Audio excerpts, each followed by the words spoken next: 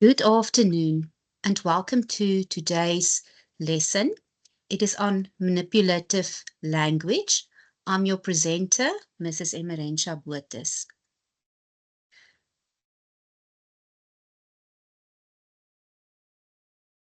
What is manipulative language? Now, if we look at the definition, using words to unfairly influence, convince, or control people's actions or emotions. Why we say it's unfairly? It's because you use this language because you want people to see your point of view. You don't want them to form their own opinions. It must be the writer's opinion. Now, the purpose to make someone do something they may not want to do, especially true in advertisements. This is when people want you to buy something. Maybe you don't want to buy it, but they want you to buy the product. And it's also to persuade someone about your view. Now, you use this in argumentative essays, debate, or public speaking. And there's an example. If they use this, only a fool would miss this sale. Do you see an advertisement? So immediately, the manipulative language here is that you're a fool if you will miss their sale, which is, if you think about it, it's not true. But when you read it, they're trying to convince you that you need this product. And so you have to go to this sale. Now let's look at manipulative language in advertisements first. So what the advertisers want you to, they want you to buy their product, feel something strongly, believe their product is the best, and they use tricks with words to do this. I'm going to show you an example. Now, a technique that they use is urgency. Hurry, limited offer. So you really want to rush. You don't want to think about it because this offer is not going to last forever. It creates the sense of urgency. You have to buy this. They can instill fear, or they use the technique of fear. So they have a rhetorical question. What happens if you don't have insurance? This creates in us this fear that if we don't have the insurance, what will happen then? And this then helps people to buy the insurance from whichever company that is advertising this. They use flattery. For example, they say, you deserve the best. So they are saying that their product is the best and you deserve that. Also, the technique of the bandwagon, when everyone jumps on the bandwagon, they say, everyone is buying it, don't miss out. So immediately you feel like you need to go buy this because everyone else is doing it and you don't want to miss out on anything. Emotional appeal. So when you hear an advertisement on the radio or maybe watch it on the television, they might play sad music, which then influence your emotions. Or if you see it, the picture of it, then there's cute animals, for example, that they use. And this appeal to your emotions, so you would want to buy the product. Now, examples from real advertisements. There's one that they say only real men use this cologne. So this appealed to masculinity. So only real men will use that specific cologne. So they want people to buy it then. Do you see they're very convincing? And they say also act now before it's too late. So that sense of urgency again. If you're not going to act now, you don't have time to think, you must act or otherwise you will be too late. Or then the bandwagon. Join millions of satisfied customers. So if you see that millions, you see that is an example of manipulative language because now you think if millions are satisfied, then definitely this product will be very good. And then this one, because you're worth it. So flattery again that they use. So buy their product, it's the best because you're worth it. Now, I use this advertisement as an example because if I see this, you would catch me, for example, with this very quickly. The manipulative language they use here is burn fat quicker without dieting or exercise. Now, this will intrigue people. Why? Because you don't maybe want to work very hard, but you want to burn the fat really quickly. And now if you don't have to diet or exercise, that looks fabulous. So they use this manipulative language to intrigue us, and then we want to know more, and that will make us buy the product. Right, and then where we also use manipulative language is in argumentative writing and debate or public speaking. This is to shape perceptions, to influence emotions, to guide actions, because why? You want people to agree with your point of view. So it's not discursive, you don't want them to think about it, they must agree. And we must just always remember not to overuse manipulative language because we don't want an overkill. You want to use just enough to convince people of your point of view. Now let's look at an example. Techniques used in argumentative writing. So you're persuasive. You tell your opinion, but you want people to also believe that. They must make that opinion theirs. We look at this. Any sensible person would agree that school uniforms should be banned.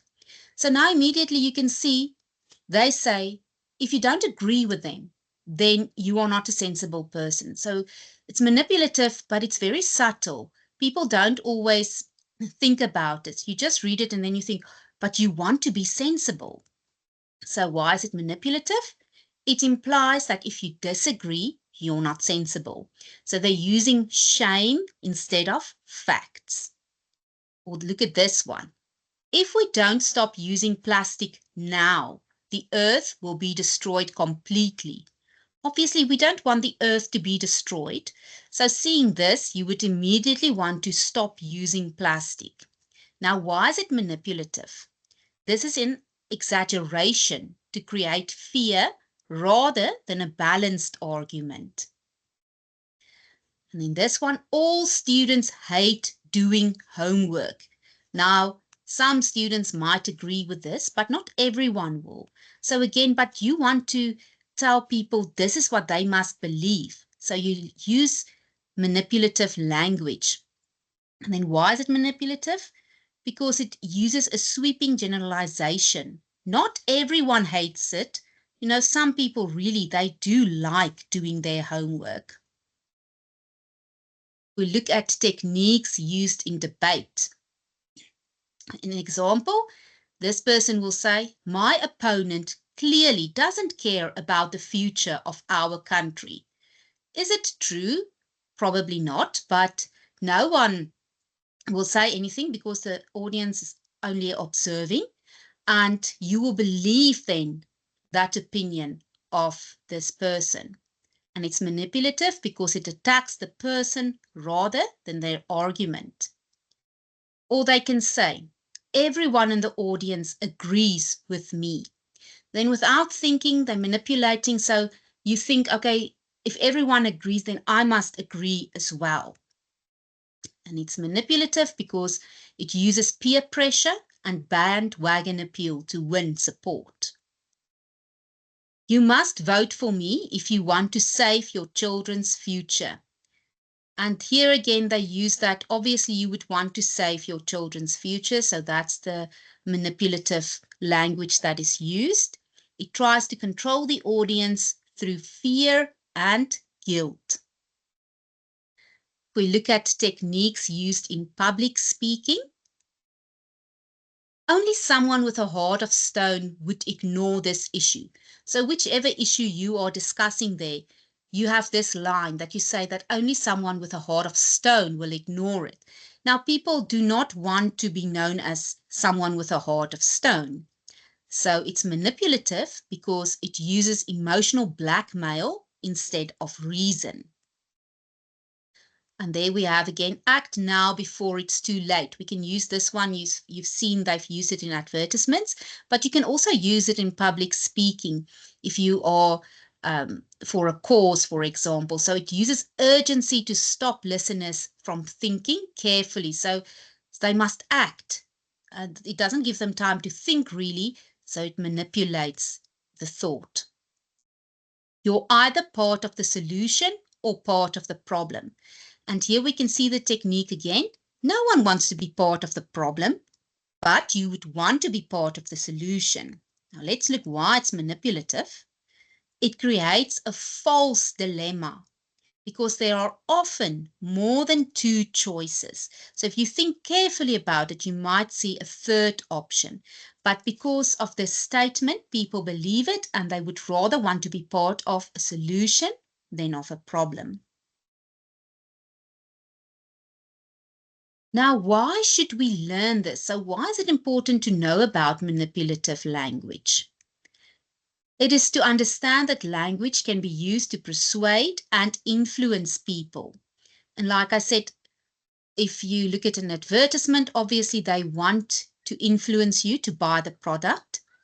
If you write an argumentative essay, or if you compete in a debate, or if you do public speaking, then you want to persuade people to see your opinion as the right one.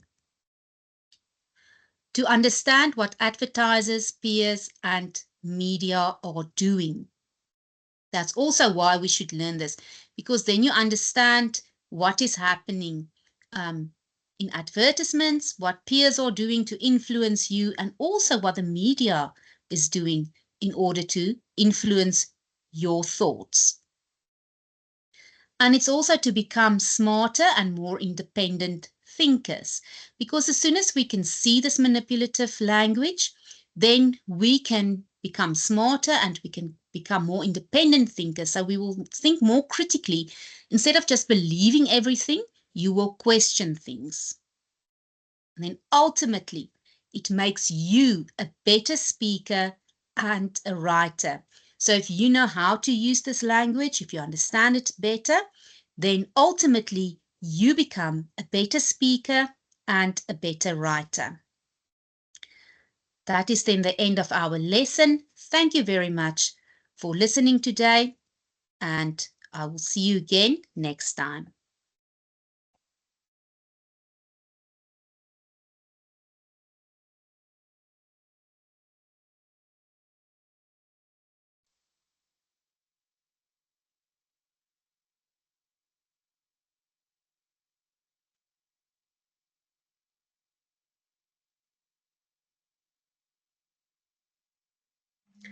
Good afternoon, colleagues, and you, my dear learners. Welcome to day 2 of algebraic expression in grade 8.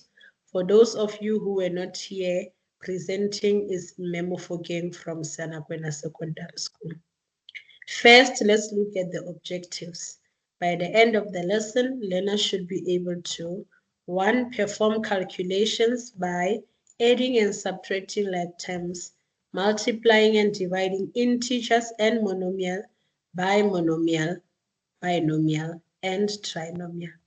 2. Learners should be able to simplify algebraic expression.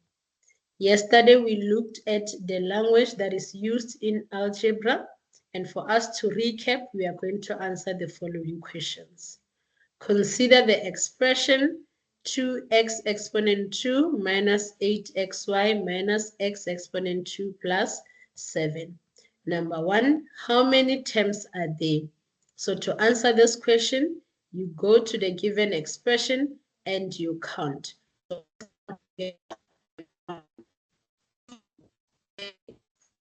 So the answer is 4 terms. You need to also remember that terms are separated by a plus or a minus sign.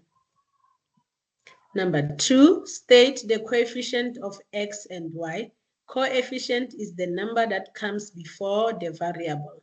So to answer this question again, we go back to the given expression, we go to a term where we see x and y. So we see x and y in term number 2, and the number that comes before x and y is -8. So the coefficient of x and y is -8. Remember, we take the coefficient with its sign.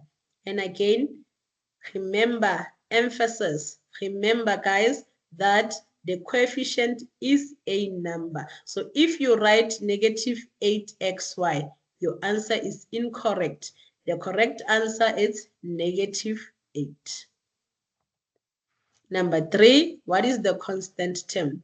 Constant term is not multiplied by any variable. So if you look at the expression above, the number or the term that is not multiplied by any variable, it's 7. So the answer there for number 3 is 7. Number 4, which terms are regarded as like terms? Like terms have the same variable which have the same exponent. So in the given equation, the like term will be 2x exponent 2 and -x exponent 2. So that is all on the recap of what we were looking at yesterday, which is the language in algebra. So first, we are going to perform calculations that involve addition and subtraction. And for us to be able to do that, we need to remind ourselves of the following properties. So the first property is commutative property, which states that no matter the order in which we add or multiply numbers, our answer will remain the same. So the example of the property, the first one, is A plus B is equal to B plus A. This is an example of commutative property of addition. And then example number 2, we have A multiplied by B, which is equals to B multiplied by A. This again is commutative property of multiplication. And we did this property in term 1. Number 2, we also need to remember associative property, and this is applicable to 3 or more numbers.